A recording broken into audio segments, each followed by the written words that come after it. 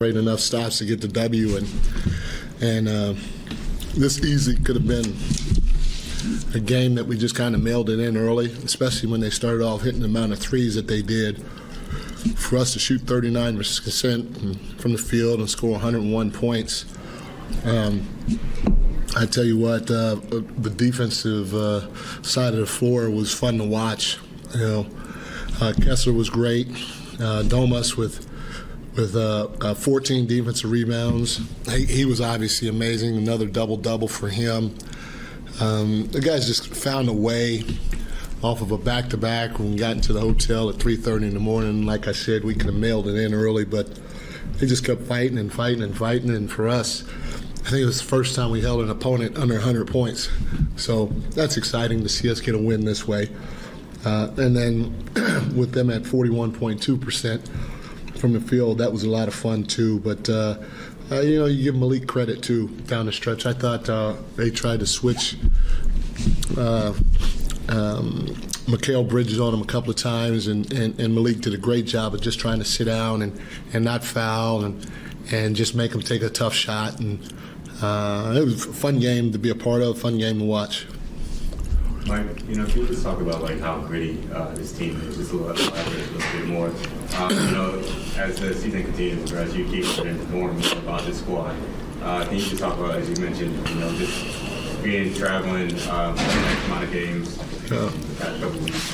Yeah, I never imagined that I would use that word with this team this year, gritty, but the guys showed grit definitely tonight. I told them I was proud of them. The game wasn't pretty offensively, but I thought we tried to get out and run. I thought we tried to move the ball. You got to give the Nets a lot of credit. They got long athletes that are 6'7" and bigger, and they just switch a lot of stuff. And sometimes that baits you into playing iso ball, which we did a couple of times tonight. And usually when that happens, we stall out, and we did at times. But I thought we were just gritty, and we found ways to get stops. And like I told our guys, when you look at the schedule, we could have easily just thrown in the bag at the beginning of the game after they came out on fire and said, hey, got to our hotel room at 3:30 in the morning and had a game last night, and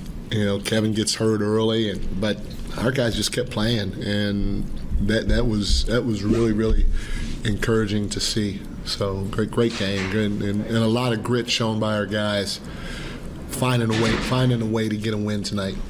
Along the lines of grit, I'm sorry, I can't wait if you mentioned it, but 0 second chance points and no fast break points until that last sort of meaningless bucket from Cam Johnson. It would have been the first time in 7.5 years that's happened, but were you especially impressed with your team's attention to detail in those regards, because I know you're part of those things? Yeah, I was, as I said earlier, I was impressed with the way we defended it. They got a lot of scores on their team. A lot of long athletes that can score from all three levels. They can pass, shoot, dribble, all of them, and for us to come after back-to-back, getting in our hotel at 3:30 and trying to go out there and execute the game plan, especially defensively, the right way, and trying to do all the little things. We had a couple of possessions, Chris. We were flying around. It was the best I've seen all year, and to see that again in this situation, the back-to-back was really, really encouraging, because we're going to have to win games like this come playoff time. We're going to have to win games a lot of different ways, and so to finally show it,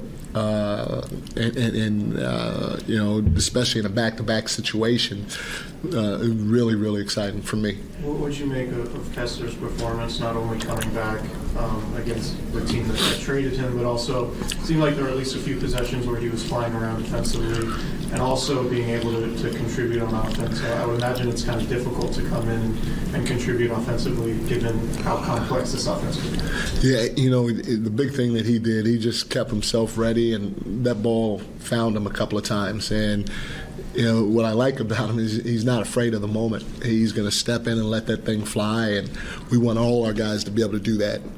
And had a great cut when Domas got double teamed, coming back to the ball, I don't know how he made the pass to, I don't know who, was Malik, I think, in the corner, and Malik hits a big three. That was a huge play.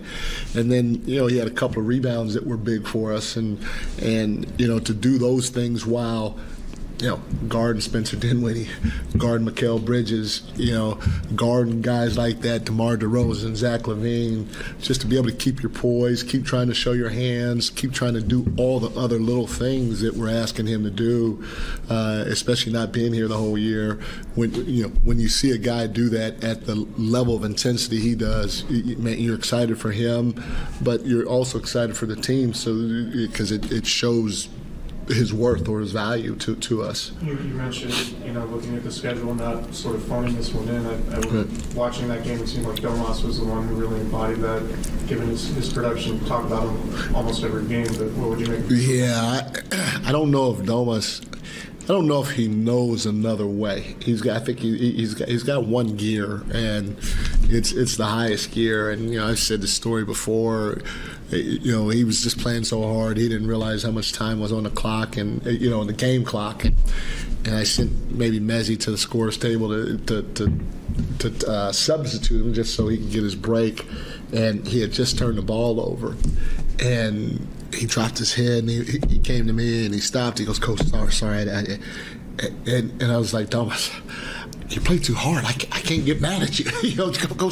You're supposed to come out. Look at the clock. You're just supposed to get a rest now. You're good. Don't worry about it. Because he does. He sets the tone for us with his physicality, and he was great tonight because we stay on him about it, but he's got to continue to play as hard as he does, play as physical as he does, but do it while showing his hands so that he doesn't get in early foul trouble. And I think Malik was given the chain tonight. What was it about his defensive performance?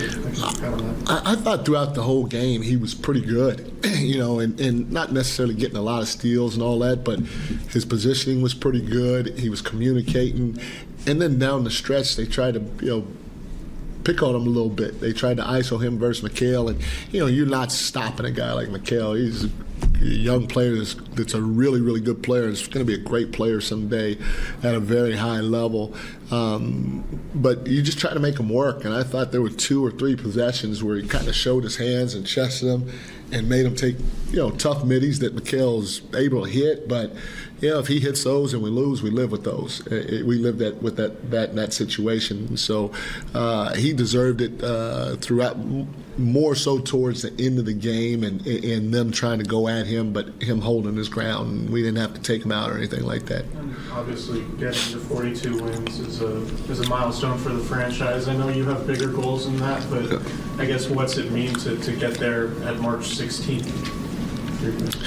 If anything, it means a lot for the fans and the organization. Sacramento, like on our shirts tonight, Sacramento proud. It's a proud fan base. Hardworking fan base up in the city, and they don't get a lot of love around the nation, city-wise, or even in the state of California, city-wise, and so to be able to pound their chests and walk with their heads high, and talk amongst their family and friends that don't live in the state of California or live in other cities of California.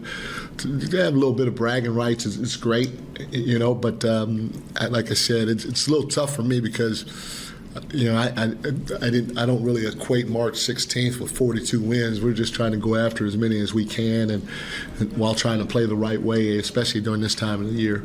Like the fact that it is a milestone, sort of like you said, sort of sums up what the franchise has been through over a long time. As you've been over the past several months, what has it been like kind of trying to, I don't know, maybe not reset things, but kind of have things pointing in a different direction where, like, this isn't just the goal to get to 42 wins, like to just make the playoffs, to go beyond that and do more than that? I've been talking to the guys from day one, so internally it's been pretty easy because the guys understand what my messaging has been all along, and they understand how passionate I am about it. And so I do feel that group believes in themselves. Not just because I'm telling them they're good, but because they've actually gone out and proven it time after time after time, whether it's individually in certain situations or collectively as a team. And so when you have a team that believes, they can be dangerous. You got to connect the team that believes they can be a very dangerous team, and that's what our group is right now. So internally, staying on point with our messaging and the direction that we want to go or where we think we can get to has been fine. It's it's a lot of guys. It's okay, but it's guys like you that haven't been around us a ton or anything like that. And you guys have every right to second guess what we're doing from time to time. And for us, we just got to go out there and do what we do because we're in control of our destiny and see how the chips fall. Jock said he told you would get his Coach of the Year vote. Yeah, he did. Should we listen to him?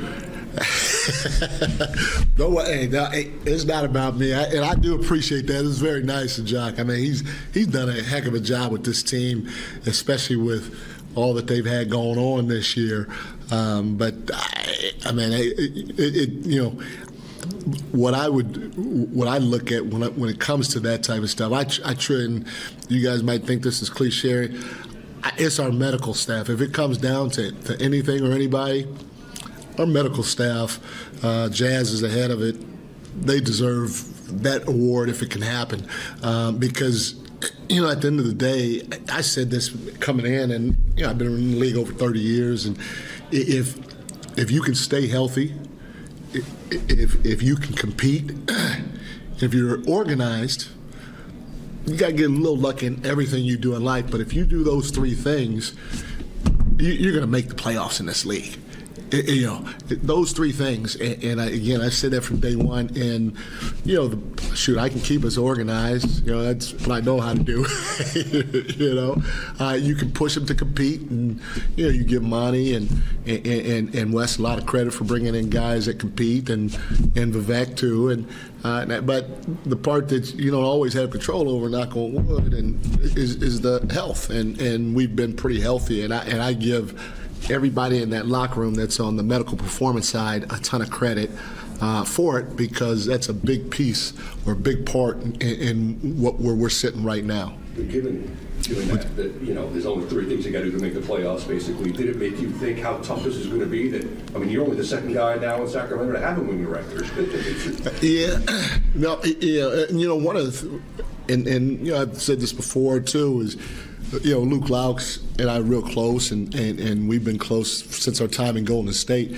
He's literally been with me on every interview that I've gone on, and Jordy too. Jordy, I've known him for a long time, and before I even got the job, I told them both that we talked about it openly, how we felt that there's a chance for this thing to explode the right way. The facilities that Vivek has put together in Sacramento, that area downtown where the facility is, the practice facility, the way we eat, the way we travel, all that stuff is first class. And then you have a guy like Thomas, you have a guy like Foxy, then you have HB. We just felt, before even taking the job, that this thing was ready to explode, and we were hoping and praying while everybody else was like, why would you want that? We were hoping and praying that we would get it, and because just the potential is there, and we knew that all we had to do was, as a group, is have a little bit of success, and the fan base, their energy was going to get us over the hump in a lot of situations, because the fan base is they're just insane in a great way, and so it was. The formula was there, the recipe was there. We just came and pressed the switch, and it kind of happened. Yeah, but we're not done though. We got a long way to go. Speaking of injuries with Kevin, if he has to miss time going forward, is it going to be something where Terrence steps into the starting lineup to sort of keep the other rotations in a similar form, or do you mix it up and go another direction and maybe tinker with the rotations even more? Yeah, TD could start. Shoot, we feel like we could start Kessler. If we need to, we could start Trey. We're going to bring Keon probably up. I may even throw him out there. So, it's a great time for us to experiment a little bit with different guys in different positions. If he can't go, we'll see. After he gets evaluated. But again, it's a tough situation to be in to have him get hurt. But at the end of the day, it's next man out collectively. All right, thanks.